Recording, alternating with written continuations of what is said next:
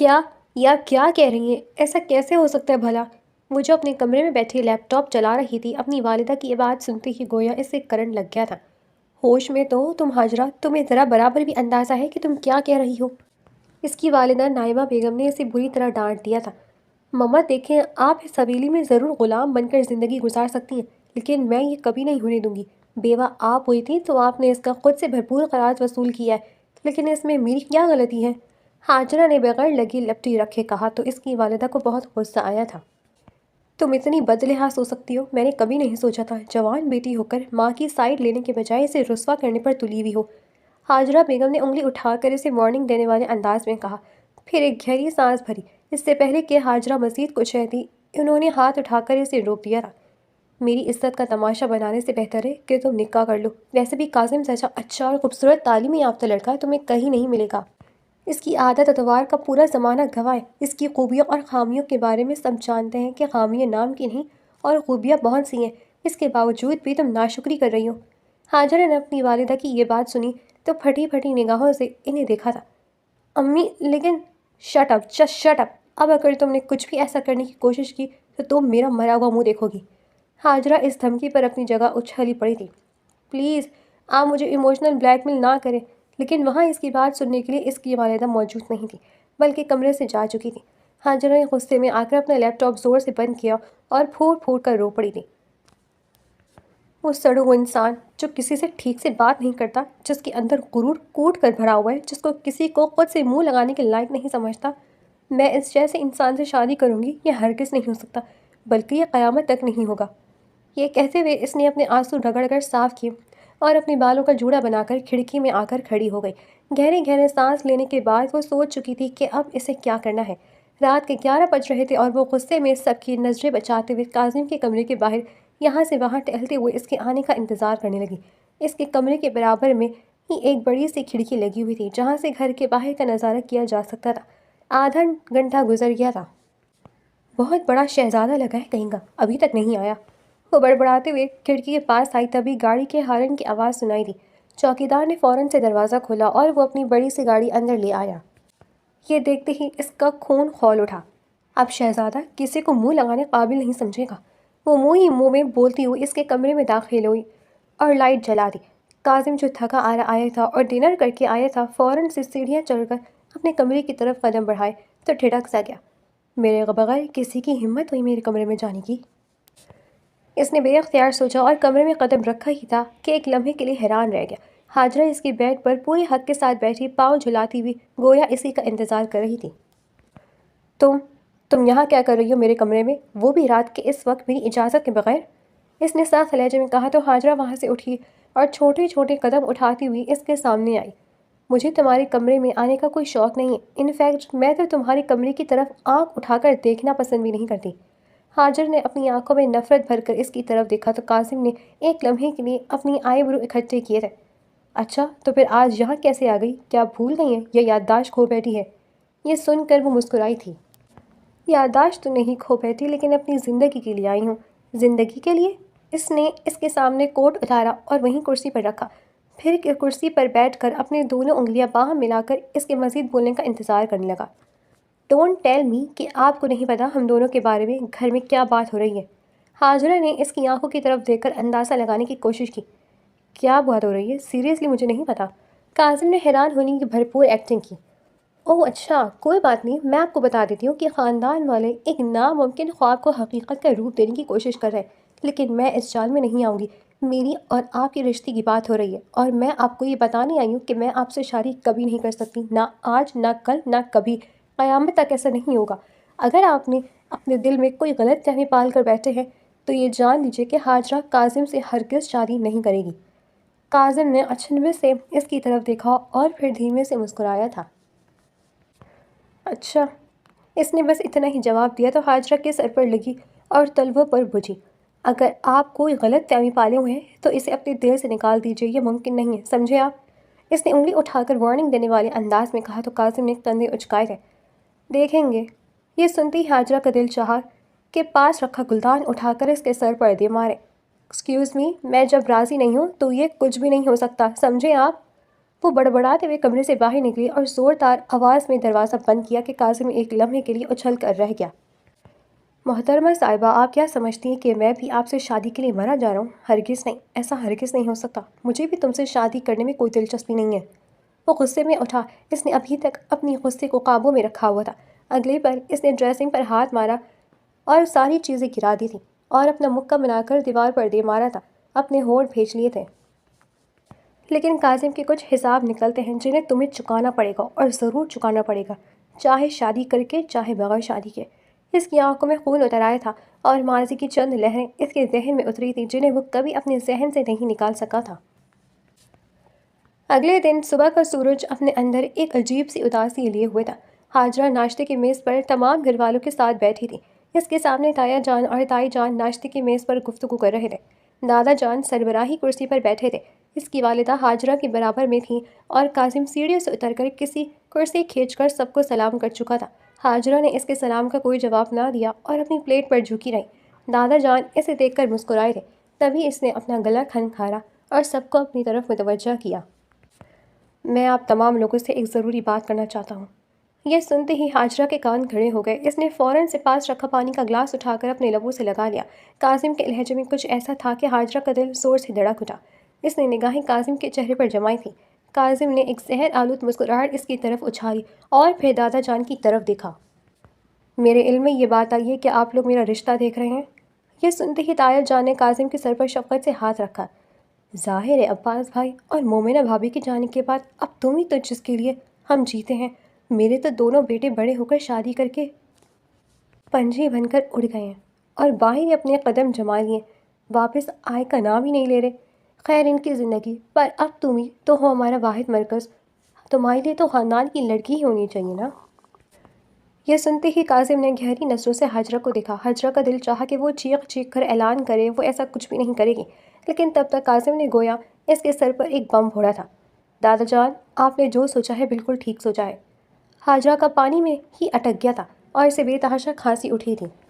نعیمہ بیگم نے اس کی پیٹھ تھپکی۔ کاظم نے مسکراتے ہوئے حاجرہ کی طرف دیکھا تھا اور پھر چائے کا کپ اٹھا کر اپنے لبوں سے لگا لیا تھا۔ مطلب تم حاجرہ کے ساتھ نکاح کرنے پر راضی ہو؟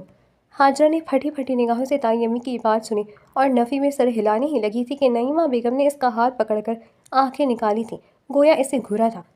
خبردار اپنے منہ سے ایک لفظ بھی مت نکالا، ہم ان کے رحم و کرم پر ہیں۔ اگر تم نے کچھ بھی کہا تو مجھ سے برا کوئی نہیں ہوگا۔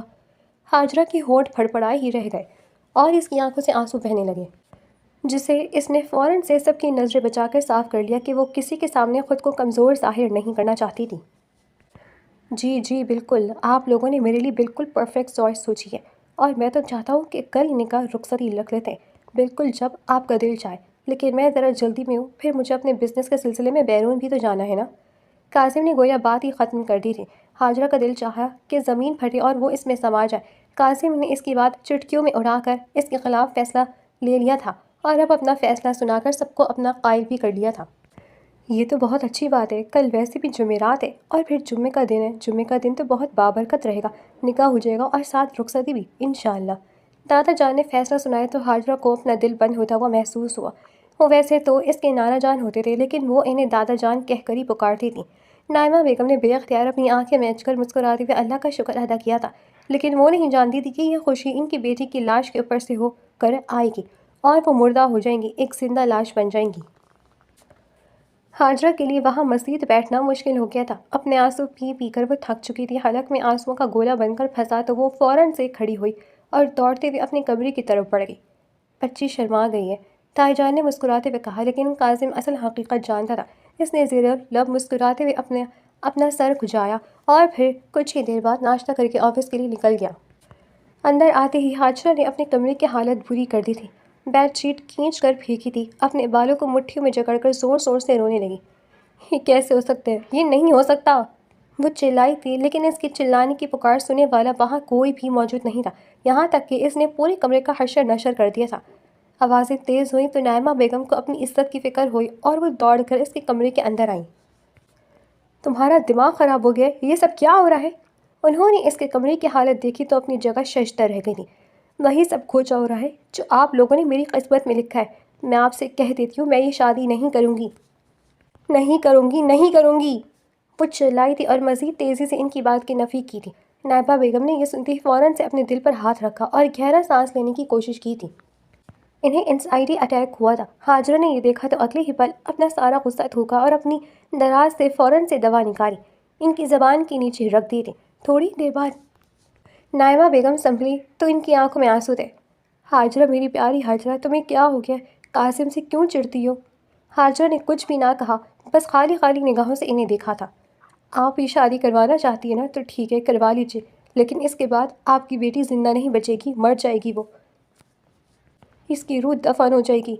ہاجرہ نے یہ کہہ کر باہر کی طرف قدم بڑھا دیے تھے، البتہ اب اس کے اندر طوفان کے بجائے ایک طوفان سے پہلے کی خاموشی موجود تھی۔ شادی کی تیاریاں زور و شور سے چل رہی تھی، لیکن ہاجرہ کے اندر بالکل خاموشی چھائی ہوئی تھی۔ اس کی روح اب رونا بھی بھول چکی تھی۔ پھر وہ دن بھی آ گیا تھا جب وہ دلہن بنی قاسم کے برابر میں لا کر بٹھا دی گئی۔ مولوی صاحب نے ان دونوں کو دیکھا تھا اور پھر دونوں سے ایجاب و قبول کے لیے اجازت لی تھی۔ قاسم نے تو فوراً سے 3 بار قبول ہے کہہ کر گویا ہاجرہ کو اپنی زندگی میں قبول کر لیا تھا۔ گھر مہمانوں سے کھچا کھچ بھرا ہوا تھا۔ ہاجرہ نے ایک نظر نائمہ بیگم پر ڈالی تو ان کی آنکھوں میں ایک آس تھی، ایک امید تھی کہ ان کی بیٹی انہیں رسوا نہیں کرے گی، اور ایسا ہی ہوا تھا۔ ہاجرہ نے انہیں رسوا نہیں کیا تھا بلکہ خود رسوا ہو گئی تھی، اور مولوی صاحب کے پوچھنے پر سر جھکا کر قبول ہے کہہ کر گویا اپنی زندگی کی بلی چڑھا دی تھی۔ مبارک سلامت کا شور مچ اٹھا تھا۔ قاسم اپنی جگہ سے اٹھ کر ہاجرہ کے برابر میں بیٹھا اور طنز بھری نگاہوں سے اسے دیکھ کر مبارک ہو کہا تو ہاجرہ نے اپنے آنسو صاف کیے تھے۔ یہ صرف آپ کے لیے مبارک آباد ہو سکتا ہے، میری لیے نہیں، سمجھے آپ میرے جسم کو تو حاصل کر لیں گے لیکن میری روح کو کبھی حاصل نہیں کر سکتے۔ ہاجرہ کی بات پر قاسم کا دماغ بھگ سے اڑا اور اس کے ماتھے پر غصے کے آثار واضح طور پر دکھائی دیے تھے۔ اگلے ہی پل اس نے ہاجرہ کی چوڑی بھرے ہاتھوں کو اپنی جکڑ میں لے لیا اور سب کی نظروں سے بچا کر اس زور سے دبایا کہ چوڑیاں ٹوٹ کر اس کی کلائی میں چپ سی گئی تھیں۔ ہاجرہ کی آنکھوں سے آنسو شدت سے بہنے لگے۔ چھوڑے، مجھے درد ہو رہا ہے، وہ دبے دبے غصے سے کہنے لگی۔ میں تو بس تمہاری برداشت کی حد دیکھ رہا ہوں، بس اتنا ہی برداشت ہے تم میں۔ اگلے ہی پل اس نے اس کی کلائی چھوڑی تو خون کی ایک لکیر نکل کر انگلیوں سے بہنے لگی۔ ہاجرہ نے پھٹی پھٹی نگاہوں سے قاسم کا پہلا وار دیکھا تھا۔ آپ بہت زیادہ برے ہیں، بہت ہی زیادہ، یہ کہہ کر وہ اٹھی اور منہ پر ہاتھ رکھ کر روتے ہوئے اندر کی طرف دوڑ گئی۔ تمام لوگوں نے اس کا یوں دوڑنا دیکھا تو قاسم میں اپنی جگہ سے کھڑا ہو گیا اور دھیمے سے مسکرایا۔ حالانکہ رخصتی ایک کمرے سے دوسرے کمرے میں ہو رہی ہے، لیکن دلہن ذرا زیادہ ہی نازک تر ہے، آنسو کے ساتھ رو رہی ہے، میں جا کر دیکھتا ہوں۔ اس نے مہمانوں کے سامنے اپنی اصلیت چھپائی اور مسکراتے ہوئے رخصتی کا اعلان کر کے تیز تیز قدموں سے اپنے کمرے کی طرف لوٹ گیا تھا۔ مہمان کھانا کھا کر آہستہ آہستہ رخصت ہو رہے تھے۔ جب کہ وہ اپنے کمرے میں پہنچا تو ہاجرہ کا دوپٹہ ایک طرف تھا، اس نے جولری نوچ کر اتار کر وہیں پھیلائی ہوئی تھی اور آنکھوں سے آنسو جاری تھے، چہرہ دھلا دھلایا تھا۔ اوہ، تو بیگم صاحبہ نے پہلے سے ہی اپنا سارا سنگار اتار کر رکھ دیا ہے اپنے شوہر کے استقبال کے لیے۔ یہ سنتے ہی ہاجرہ بھڑک اٹھی اور تیزی سے بیڈ سے اتر کر اس کے قریب آئی۔ میں تمہیں اپنا شوہر نہیں سمجھتی، نہ تم اس لائق ہو، سمجھے تم، اس نے انگلی اٹھا کر کہا۔ اگلے ہی پل قاسم کا ہاتھ اٹھا اور ہاجرہ کے چہرے پر تھپڑ کا نشان بنا گیا تھا۔ اس کی 5 انگلیوں کا نشان اس کے دودھیا چہرے پر واضح طور پر دکھائی دے رہا تھا۔ ایک لمحے کے لیے وہ ساکت ہوئی اور پھٹی ہوئی نگاہوں سے قاسم کی طرف دیکھا جس نے اسے بری طرح مارا تھا۔ تمہاری اتنی ہمت! اگلے ہی پل اس نے اس کا گریبان پکڑا اور اسے زور سے جھنجھوڑا کے قاسم کا غصہ آسمان کو چھونے لگا۔ اس نے ایک جھٹکے سے ہاجرہ کو بیڈ پر دھکا دیا تو وہ سہم گئی اور کوہنی کے بل پیچھے کی طرف ہٹنے لگی۔ میں تم سے نفرت کرتی ہوں، وہ چلائی۔ قاسم اس پر حاوی ہونے لگا اور اس پر جھکا۔ ہاجرہ نے اپنے دونوں ہاتھ اس کے سینے پر رکھ کر اسے دور دھکیلا تھا۔ دور ہو جاؤ، وہ رو پڑی تھی۔ مجھے ڈر لگ رہا ہے، دور ہو جاؤ، وہ چلائی۔ قاسم یہ سن کر ہنستا ہی چلا گیا تھا، یہاں تک کہ اس کی آنکھوں سے آنسو بہنے لگے۔ تم وہ لڑکی ہو جو میرے ماں باپ کے مرنے کی وجہ ہے۔ ہاجرہ اگلے ہی پل تھم سی گئی۔ یہ کیا بکواس کر رہی ہو؟ وہ بیڈ پر سے کھڑی ہو گئی، لیکن قاسم نے فوراً سے اس کی کلائی پکڑ کر خود پر اسے گرایا تھا اور اس کے بعد ہاجرہ کی چیخیں بلند ہوئی تھیں۔ وہ بے قابو سا اس پر جھکتا چلا گیا اور اسے اذیت کا نشانہ بنانے لگا۔ میں تم سے نفرت کرتی ہوں، میں قیامت تک تمہاری حرکت نہیں بھولوں گی، شوہر ہو کر تم بیوی کے حق کو اس طرح استعمال کر رہے ہو، وہ چلائی تھی۔ قاسم نے فوراً سے اس کے منہ پر ہاتھ رکھا اور اس کی ساری چیخیں دبتی چلی گئیں۔ جو لڑکی میرے ماں باپ کے قتل کی وجہ بنی ہے، میں اسے اپنی دلہن کیسے بناؤں گا؟ اگر بناؤں گا تو صرف اس لیے تاکہ میرے اندر جلتی برسوں سے بدلے کی یہ آگ ختم ہو جائے، تم نے مجھ سے میرے ماں باپ چھینے، تمہاری ایک گواہی نے سب کچھ بدل کر رکھ دیا، اور میں یتیم ہو گیا۔ میں یہ تو کبھی نہیں بھولا، اور اپنے دل کے اندر یہ غبار جمع کرتا گیا ہوں۔ وہ اس کے کان کے قریب چبا چبا کر کہنے لگا، یہاں تک کہ ہاجرہ کی سانسیں اتھل پھتل ہونے لگیں۔ اس نے اپنا بھرپور زور لگا کر کاظم کو خود سے دور دھکیلنے کی کوشش کی تھی، لیکن وہ بدلی کی آنکھ میں جل رہا تھا، یہاں تک کہ وہ اس پر جھکتا چلا گیا اور اسے شدید ظلم کا نشانہ بنانے کے بعد ایک طرف کروٹ لے کر سو گیا تھا۔ ہاجرہ پر یہ رات ظلم کی رات بن کر ٹوٹی تھی، اور اس نے روتے ہوئے اپنی آنکھوں سے اپنے اس حشر کو دیکھا تھا جو کاظم نے برپا کیا تھا۔ کاظم حسین اپنے والد اشفاق حسین اور بانو بیگم کی اکلوتی اولاد تھا۔ یہ تمام لوگ ہنسی خوشی ایک جوائنٹ فیملی سسٹم میں رہ رہے تھے۔ تایا جان اور تائی جان کے 2 بیٹے تھے اور ایک بیٹی تھی، وہ تینوں شادی شدہ تھے۔ کاظم کافی منت و مرادوں کے بعد پیدا ہوا تھا، یہی کوئی شادی کے 8-10 سال بعد۔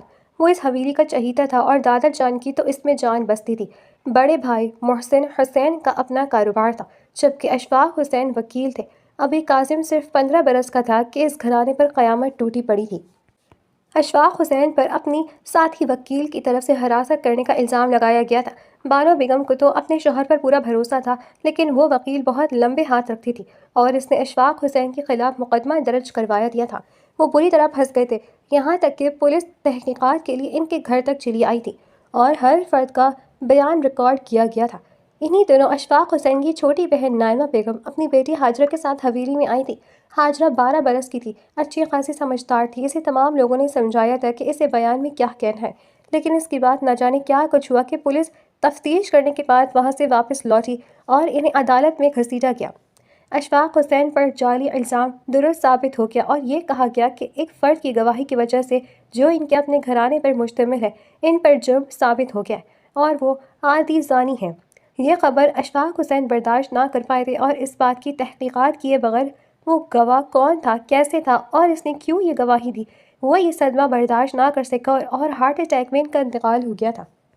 بانو بیگم تو اپنے شوہر کی جدائی کے صرف 2 مہینے بعد ہی چل بسی تھی، اور 15 سالہ کاظم انتہائی محرومیوں کے ساتھ بڑا ہوا تھا، کیونکہ اس نے ہمیشہ لاڈ پیار دیکھا تھا۔ ایسا نہیں تھا کہ گھر کے کسی فرد نے اسے پیار محبت سے نہیں رکھا تھا، لیکن جو کمی اس کی زندگی میں آ گئی تھی اور جو کچھ اس نے اپنی آنکھوں سے دیکھا تھا، اس کے بعد اسے کسی سے محبت کرنا تو دور، ہر فرد سے نفرت ہی محسوس ہوتی تھی۔ اسے بس اس گواہ کا نام نہیں پتہ چلا تھا، اور 25 برس کی عمر میں اس نے پرانی فائل کھلوا کر اس گواہ کا نام بھی پڑھ لیا تھا۔ وہاں ہاجرہ لکھا دیکھ کر اس کا خون کھول اٹھا تھا، اور اسی وقت اس نے فیصلہ کر لیا تھا کہ وہ ہاجرہ سے شادی کر کے اس گواہی کا بدلہ لے گا، کیونکہ گھر کے ہر فرد سے الگ الگ کمرے میں تفتیش ہوئی تھی اور اسی کے بعد ہی گڑبڑ ہوئی تھی، جس کی وجہ سے اس کے والد صاحب انتقال کر گئے تھے۔ البتہ بعد میں قدرت نے انہیں خود ہی اس الزام سے بری کر دیا تھا، کیونکہ اسی ساتھی وکیل نے ایک اور وکیل پر اسی قسم کا الزام عائد کر کے اسے جب جیل کی سلاخوں کے پیچھے کیا تو عدالت کو شک گزرا اور انہوں نے دوبارہ سے پرانی فائلز بھی کھلوائی تھیں، جس پر اس کے والد صاحب بری ہو گئے تھے۔ لیکن اب کوئی فائدہ نہیں تھا، کیونکہ وہ دنیا سے ہی رخصت ہو گئے تھے۔ اس دن کاظم پھوٹ پھوٹ کر رو پڑا تھا اور اس نے عزم کیا تھا کہ وہ ہاجرہ کو وہ سبق سکھائے گا کہ وہ زندگی بھر اس سے شادی پر پچھتائے گی، اور آج اس نے اس پر عملی قدم بھی اٹھا لیا تھا۔ رہی بات ہاجرہ کے وہاں ان کے ساتھ رہنے کی، تو اشفاق حسین کی موت کے 1 سال بعد ہاجرہ بھی یتیم ہو گئی تھی، اور اس کے والد صاحب کے انتقال کے بعد اس کی والدہ سسرال کے مظالم برداشت کرتے ہوئے وہاں نہ رہ پائی تھیں اور دوبارہ اپنے میکے چلی آئی تھیں، جہاں محسن حسین نے ان پر احسان کر کے نہ صرف ہاجرہ کی تعلیم کے اخراجات اٹھائے تھے، بلکہ اس گھر میں رکھنے پر بھی آمادہ ہو گئے تھے، کیونکہ وہ ان کی اکلوتی بہن تھی اور وہ اسے اس طرح برباد ہوتا نہیں دیکھ سکتے تھے۔ پر کاظم کے لیے یہ سب کچھ ناقابل برداشت تھا کہ ایک قاتل لڑکی گھر میں آوارہ گھوم پھر رہی ہے۔ یہی بات اسے اندر ہی اندر کھانے لگی، اور پھر اس نے یہ بہت بڑا فیصلہ لے لیا تھا، جس کا پہلا ٹریلر ہاجرہ نے کاظم کے غصے کی صورت میں دیکھ لیا تھا، اور اب وہ بیڈ کے ایک کنارے پر ٹکی اپنی حالت دیکھ کر زار و قطار روتے ہوئے اپنی قسمت پر افسوس کر رہی تھی۔ روتے روتے کب اس کی آنکھ لگ گئی اسے پتہ ہی نہ چلا۔ احساس تو تب ہوا کہ جب سورج سر پر چڑھ کر بولنے لگا اور اس کے ساتھ ہی کسی نے اس کا کندھا زور زور سے جھنجھوڑ کر اسے اٹھایا تھا۔ اٹھو، کیا سمجھتی ہو کہ یہاں دلہن بنا کر لائی گئی ہو؟ چلو جلدی سے تیار ہو جاؤ، ہم کہیں جا رہے ہیں۔ ہاجرہ، جس نے مندی مندی آنکھیں کھول کر کاظم کا یہ روپ دیکھا تھا، یقین نہ کر پائی اور فوراً سے اٹھ بیٹھی۔ اب میری شکل کیا دیکھ رہی ہو؟ جاؤ جا کر چینج کرو، دادر جان نے ہنی مون کے ٹکٹ دیے ہیں، ہم وہیں جا رہے ہیں۔ ہنی مون؟ اس نے زیر لب دہرایا اور پھر رات کا پورا قصہ اس کی آنکھوں کے سامنے گھومنے لگا تھا۔ میں کہیں نہیں جا رہی، وہ ضد دکھانے لگی۔ کاظم نے اس کا بازو اپنے فولادی ہاتھوں میں تھاما اور ایک جھٹکے سے اسے خود سے قریب کر کے اس کی آنکھوں میں جھانکا تھا۔ جو میں کہوں گا وہی ہوگا، میرے حکم کے خلاف جانے والوں کا انجام تم رات کو اچھی طرح جان گئی ہو۔ کاظم نے اپنی آنکھوں سے نکلتے آنسو کو ایک جھٹکے سے صاف کیا تھا اور پھر اپنا بازو چھڑانے کی کوشش کی تھی۔ ہر کسی پر آپ مسلط ہو جائیں گے، اس بات کو بھول جائے، میں بے قصور ہوں، نہ میں نے ایسی کوئی گواہی دی ہے۔ یہ سن کر وہ ہنسا تھا اور ہنستا ہی چلا گیا تھا۔ اب جب موت تمہیں اپنے سامنے نظر آ رہی تب تک تم اپنے کہے سے پھرو گی ہی۔ کیا تم نے یہ گواہی نہیں دی تھی کہ میں نے اپنے ماموں کو متعدد بار لڑکیوں سے باتیں کرتے دیکھا ہے، ان کے ساتھ ڈیٹ کرتے دیکھا ہے؟ کیا تم نے میرے باپ کے خلاف یہ الزامات نہیں لگائے تھے؟ وہ زور سے چلایا کہ ہاجرہ تڑپ کر پیچھے ہوئی۔ نہیں نہیں، وہ اپنے دونوں کانوں پر ہاتھ رکھ کر چلائی تھی، لیکن کاظم پر اس کا کوئی اثر نہیں ہوا تھا۔ بکواس بند کرو اپنی اور جاؤ جا کر کپڑے چینج کرو، میں باہر گاڑی میں تمہارا انتظار کر رہا ہوں، تمہارے پاس صرف 10 منٹ ہے۔ ہاجرہ نے نہ چاہتے ہوئے بھی اس کے حکم کی تعمیل کرنے لگی، کیونکہ وہ گھر والوں کو اب کوئی تاثر نہیں دینا چاہتی تھی کہ اس کے ساتھ کیا کچھ ہو رہا ہے۔ اس کی زندگی برباد کرنے والا اس کے اپنے گھر والے ہی تھے، جنہوں نے کاظم جیسے سائیکو انسان سے اس کی شادی کر دی تھی، اور اب وہ اس پر ظلم کے پہاڑ توڑ رہا تھا اور اپنا جانے ہنی مون کا نام لے کر کہاں لے کر جا رہا تھا۔ وہ 15 منٹ میں جیسی ہی تیار ہوئی اور باہر نکلی تو اس کی سوجی آنکھیں دیکھ کر اس کی والدہ ٹھٹک گئی تھیں، لیکن وہ انہیں کوئی بھی جواب دیے بغیر باہر گاڑی میں جا بیٹھی تھی۔ آگے بیٹھو، پیچھے نہیں بیٹھو گی، میاں بیوی ہیں ہم، بھول کیوں جاتی ہو؟ ہاجرہ نے چاروں ناچار اٹھ کر فرنٹ سیٹ پر اپنے قدم جمائے اور زور سے گاڑی کا دروازہ بند کیا۔ گاڑی تیز رفتاری سے آگے بڑھنے لگی۔ ویسے تمہیں کیا لگتا ہے ہم کہاں جا رہے ہیں؟ ہاجرہ نے کوئی جواب نہ دیا اور گاڑی کھڑکی سے باہر دیکھنے لگی۔ میں تم سے بات کر رہا ہوں، لیکن مجھے آپ سے کوئی بات نہیں کرنی۔ اس نے گویا بات ہی ختم کر دی تھی۔ اوکے، جیسے تمہاری مرضی۔ گاڑی تقریباً 1 گھنٹہ چلنے کے بعد ایک ویران سنسان فارم ہاؤس کے پاس رکی تھی۔ یہ آپ کہاں لے کر آئے ہیں مجھے؟ وہ پوچھے بغیر نہ رہ سکیں۔ آنکھوں میں البتہ ابھی تک گہری اداسی تھی، جسے دیکھ کر کاظم کا ایک لمحے کے لیے دل تڑپا ضرور تھا، لیکن پھر اس نے خود کو اپنے خول میں چھپا لیا تھا۔ زیادہ سوال مجھے پسند نہیں ہے، میرے سر میں درد ہونے لگتا ہے۔ کاظم کی بات سن کر اس کا دل چاہا کہ وہ اس کا منہ بھی توڑ دے، لیکن وہ خود پر قابو رکھتے ہوئے خاموشی سے آگے بڑھی۔ کاظم اس کے پیچھے پیچھے تھا۔ فارم ہاؤس اس کے اندر داخل ہوتی وہ حیران رہ گئی تھی۔ یہ اس شخص نے کب بنایا اور کیسے بنایا، اس نے بے اختیار سوچا۔ اگلے ہی پل کاظم نے اس کی کلائی پکڑی اور اسے زور سے گھسیٹنے لگا۔ یہ خواب و خیالوں میں بھی مت لانا کہ اس فارم ہاؤس کو میں تمہارے نام کروں گا۔ ہاجرہ نے ایک لمحے کے لیے کاظم کا ہاتھ دیکھا تھا، جو اس کی کلائی تھامے ہوا تھا، اور دوسرے لمحے اس کا لہجہ سنا تھا۔ مجھے کوئی شوق بھی نہیں ہے آپ کے اس جھوٹے فارم ہاؤس کے ملکہ بننے کا۔ وہ بھی اس سے مقابلے پر اتر آئی تھی۔ کاظم بے اختیار ہنسا تھا اور پھر وہ چلتے چلتے ایک لمبی راہداری عبور کرنے کے بعد ایک کال کھوٹری نما کمرے کے سامنے کھڑا ہو گیا، جس میں بہت اونچا چھت کے پاس ایک چھوٹا سا روشن دان بنا ہوا تھا اور صرف وہیں سے ہوا اور روشنی آتی تھی۔ باقی وہ پورا کمرہ اونچی اونچی دیواروں سے گھرا ہوا تھا، گویا ایک 4 دیواری تھی جسے کئی سالوں سے صاف نہیں کیا گیا تھا اور وہ مٹی سے اٹا ہوا تھا۔ یہ مجھے یہاں کیوں لائے ہو؟ ہاجرہ نے لاپرواہی سے پوچھا۔ وہ کاظم میں غصے کی انتہا نہیں جانتی تھی۔ اگر جان لیتی تو کبھی اس کے ساتھ فارم ہاؤس میں نہیں آتی۔ تمہیں سزا دینے کے لیے، اٹس ویری سمپل۔ کاظم نے یہ کہتی اسے زور سے دھکا دیا تو وہ اندر جا گری، اور اس نے جیسے ہی پلٹ کر دیکھا تو وہ دروازہ بند کر کے تالا لگا چکا تھا۔ کاظم کھولے، مجھے سانس نہیں آ رہا۔ اس کا دم گھٹنے لگا۔ مٹی سے اٹے اس بھرپور کال کھوٹری میں اس کا واقعی میں دم گھٹ رہا تھا۔ کاظم پلیز کھولے، میں سچ کہہ رہی ہوں، میں نے کوئی گواہی نہیں دی، میں مر جاؤں گی، کاظم پلیز۔ وہ رو رہی تھی، چلا رہی تھی، لیکن کاظم پر اس کے آنسوؤں کا کوئی اثر نہیں ہو رہا تھا۔ کافی عرصے سے بند پڑے رہنے والے فارم ہاؤس کی چاروں دیواریں ہاجرہ کی آوازوں سے گونج رہی تھی۔ وہ زور زور سے دروازے کو کھٹکھٹانے لگی، لیکن اس کی فریاد سننے والا وہاں کوئی نہیں تھا۔ کئی گھنٹے تک اس کے رونے چلانے کی آواز آئی تھی، اور وہیں فارم ہاؤس کے گیٹ کے پاس کرسی ڈالے کاظم سگریٹ پر سگریٹ پیتا اس کی اس آواز کو سن کر اپنے اندر ایک ٹھنڈک سی اترتی ہوئی محسوس کر رہا تھا۔ صاحب جی، 4 گھنٹے گزر گئے، آواز اب آنا بند ہو گئی ہے، ہمیں چل کر دیکھنا چاہیے، چوکیدار نے اس سے کہا تو وہ جیسے ہوش میں آیا۔ ہاں تم ٹھیک کہتے ہو، آواز نہیں آ رہی، لگتا ہے مر گئی ہے، بالکل ویسی جیسے میرے ماں باپ مر گئے تھے۔ وہ کھوئے کھوئے سے لہجے میں کہنے لگا اور وہاں سے کھڑا ہوا۔ میں چلتا ہوں، باقی تم دیکھ لینا۔ چوکیدار نے پھٹی پھٹی نگاہوں سے اسے دیکھا تھا۔ یہ کیسے ہو سکتا ہے، آپ کیوں جا رہے ہیں، وہ آپ کی بیوی؟ کاظم نے نفی میں سر ہلایا تھا۔ میری بیوی نہیں تھی، قاتلہ تھی، قاتلہ۔ شاید اپنے ہوش و حواس میں نہیں تھا۔ لڑکھڑاتے ہوئے قدموں سے گاڑی کی طرف بڑھا اور تیز رفتاری سے گاڑی ڈرائیو کرتے ہوئے وہاں سے واپس لوٹ گیا تھا۔ چوکیدار نے مسلسل 4 گھنٹے اس کی آوازیں سنی تھی اور اب ایک دم خاموشی پر اس کا دل بھی گھبرا گیا تھا۔ وہ خود بھی بیٹیوں والا تھا اور کسی کی بیٹی کی تکلیف اس سے دیکھی نہیں گئی تھی۔ وہ فوراً سے چابی لے کر کمرے کی طرف گیا تھا۔ تالا کھولا ہی تھا کہ اسے اپنے سر پر کسی شے کے لگنے کا احساس ہوا۔ اگلے ہی لمحے وہ ایک طرف کو گر گیا اور ہاجرہ جو پورے 1 گھنٹے تک خاموش رہ کر اپنی انرجی جمع کر رہی تھی، اگلے لمحے تیزی سے دوڑتے ہوئے فارم ہاؤس کو عبور کر گئی تھی۔ وہ بھاگتی رہی یہاں تک کہ گھنے جنگلات سے نکل کر وہ سڑک پر آ چکی تھی۔ اس نے گاڑی کو لفٹ کے لیے کہا تھا اور پھر وہیں بے ہوش ہو گئی تھی۔ چوکیدار کو چند منٹوں بعد ہوش آئے۔ اس نے فوراً سے سب سے پہلے کاظم کو کال ملائی تھی۔ بات سنے صاحب جی، بی بی صاحبہ بھاگ گئی ہیں۔ کاظم کے لیے یہ خبر کسی پہاڑ کی طرح تھی جو اس پر ٹوٹ کر گرا تھا۔ کیا بکواس کر رہے ہو؟ وہ کہاں جا سکتی ہے؟ ڈھونڈو اسے، اس نے چوکیدار کو کہا تھا، لیکن پھر ہاجرہ کہیں نہیں ملی تھی۔ کہاں چلی گئی میری بچی؟ نائبہ بیگم نے کاظم کا گریبان پکڑا تھا۔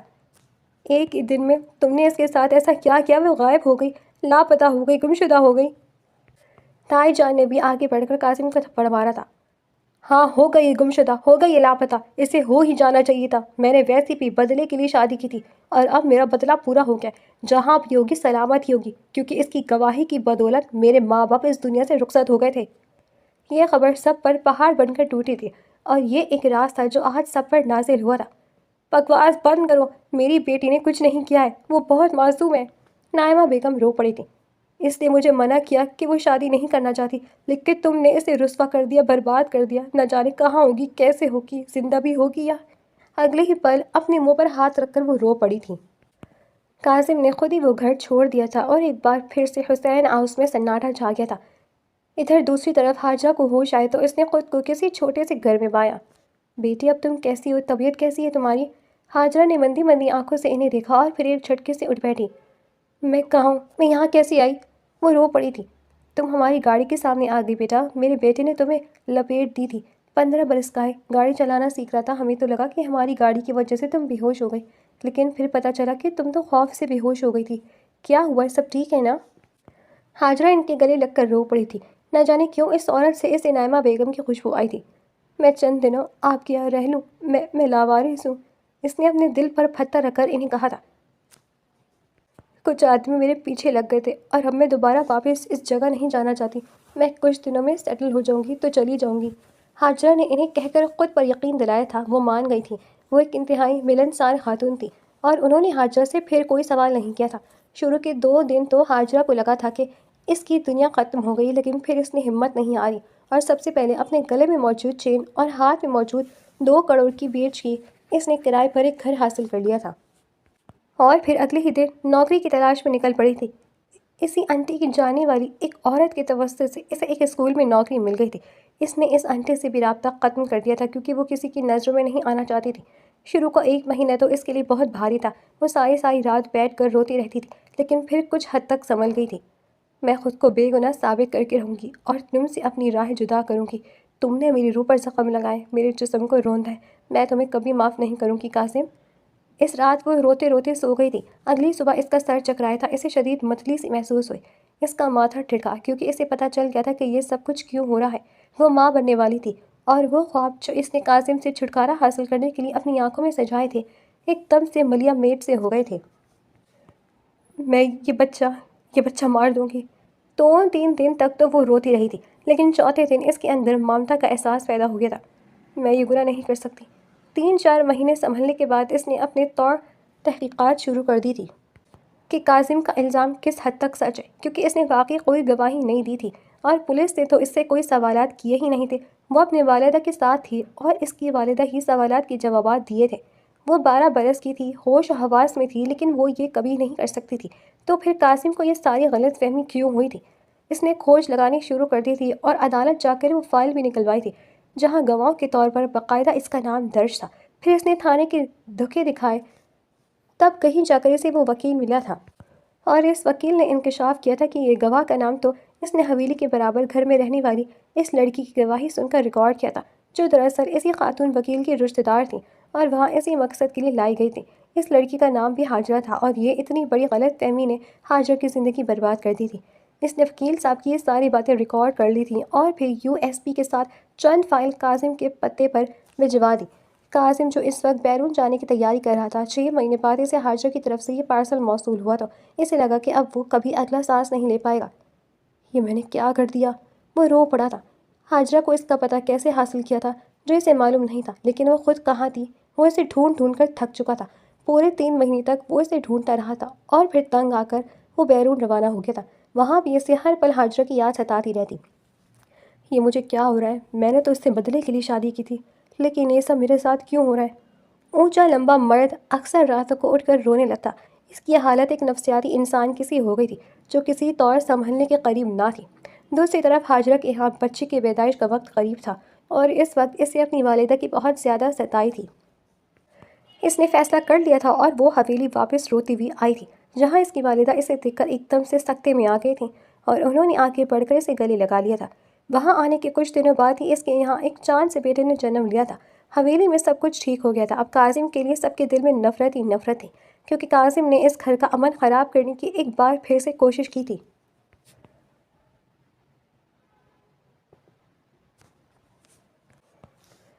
حاجرہ اپنے بیٹے کو گود میں لیے بیٹھی تھی جب اس کی والدہ آئی تھیں۔ اگر قاسم کبھی دوبارہ یہاں لوٹا تو تمہارا کیا فیصلہ ہوگا؟ حاجرہ نے انہیں صدمے سے چور نگاہوں سے دیکھا تھا۔ میں اس سے طلاق کا مطالبہ کروں گی، اس نے بے ساختہ کہا۔ اس کی والدہ نے سر جھکا دیا تھا، کیونکہ ایک بار پہلے انہوں نے اپنی بیٹی کو زبردستی شادی کے اس فیصلے میں باندھا تھا، لیکن اب وہ اس پر کوئی زبردستی نہیں کرنا چاہتی تھی۔ جو تمہاری مرضی ہو بیٹا، میں تمہارے فیصلے میں تمہارے ساتھ ہوں۔ 2 سال گزر گئے تھے۔ حاجرہ کا بیٹا باپ کی کمی محسوس کرتا تھا۔ حاجرہ نے اس کی زندگی میں کسی قسم کی کوئی کمی نہ رکھی تھی۔ اسی طرح قاسم نے اپنی زندگی میں کسی عورت کو دوبارہ نہ شامل کرنے کا فیصلہ کیا تھا۔ اس نے بیرون ایڈجسٹ ہونے کی بھرپور کوشش کی تھی، لیکن پھر وہ ناکام ہوا تھا، اور 2 سال بعد جب وہ پاکستان کی سرزمین پر لوٹا اور حویلی میں قدم رکھا تو 2 سال کا بچہ دوڑتے ہوئے اس کے پیروں سے لپٹ گیا تھا۔ بابا آ گئے، بابا آ گئے۔ حاجرہ نے اس کے دل میں اپنے بابا کے لیے محبت پیدا کی تھی۔ وہ اس سے ایک شوہر کے طور پر نفرت کرتی تھی، لیکن اپنے بچے کے لیے اس نے اپنے دل کو مارا تھا اور اس کے لیے نفرت پیدا نہ کر سکی تھی۔ حاجرہ تو اپنی جگہ جم سی گئی تھی۔ اسے بالکل امید نہیں تھی کہ 3 سال بعد ان دونوں کا یوں آمنا سامنا ہوگا۔ قاسم اگلے ہی پل اس کی طرف دوڑا، لیکن حاجرہ نے اسے وہیں روک دیا تھا۔ خبردار، اب ہمارے درمیان کوئی رشتہ نہیں ہے۔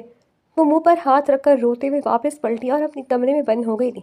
قاسم نے دیوانہ وار اپنے بچے کو اپنی گود میں بھرا تھا اور پھر اسے چومتا رہا۔